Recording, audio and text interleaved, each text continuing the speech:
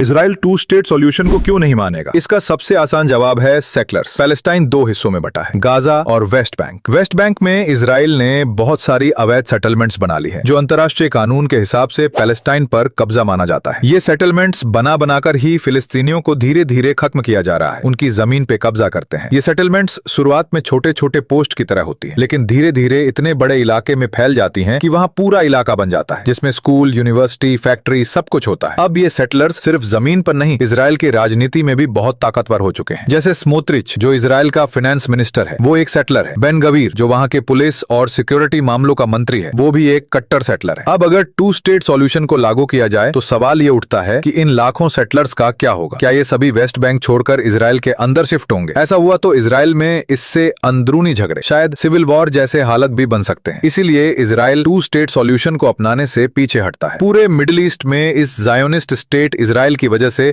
हर वक्त लाखों लोग मरते हैं। हर वक्त इजराइल की वजह से मिडिल ईस्ट बारूद के ऊपर बैठा रहता है। गाजा में अब तक 60,000 मासूम बच्चों, औरतों को उन्हीं के देश में शहीद कर दिया। कमेंट में बताओ, अगर कोई दूसरे देश से आपके देश पे कब्जा करने आए तो आप उसे क्या कहोगे?